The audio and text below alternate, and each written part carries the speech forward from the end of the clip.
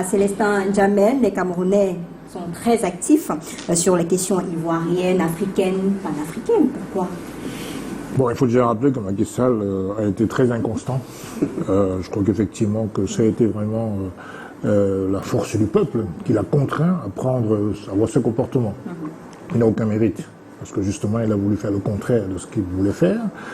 Il annonce sa candidature de l'extérieur, déjà, ce qui est assez, sur le plan diplomatique, assez inepte quand même, je trouve. C'est un manque de souveraineté de la part en tant que dirigeant d'un grand pays comme le Sénégal.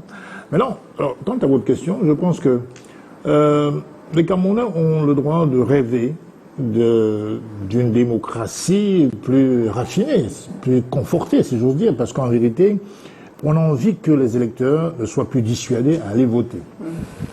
Il ne vous a pas échappé qu'aujourd'hui, la plupart des Camerounais, et notamment chez les jeunes, sont dans une culture de l'abstentionnisme, parce qu'ils sont convaincus que leur bulletin de vote n'est plus une arme capable de changer les choses. Donc parfois, ils vont monnayer leur vote dans le parti d'en face. Vous voyez ce que je veux dire? Et donc, forcément, on espère vraiment qu'il y aura un jour une démocratie réelle. Certes, nous avons le multipartisme, mais on ne peut pas encore parler véritablement de démocratie.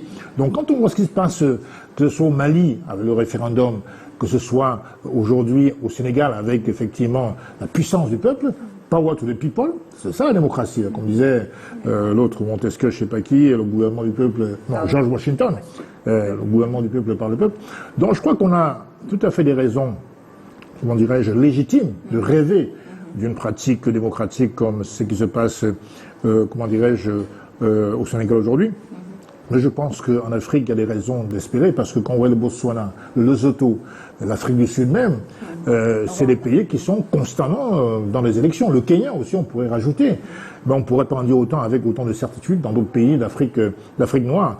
Donc, dans ce cas-là, les Camerounais doivent rêver aussi qu'il y ait, n'est-ce pas, un sursaut peut-être patriotique. Mais je suis convaincu que la démocratie, c'est un combat quotidien. Elle est constructive, elle est progressive.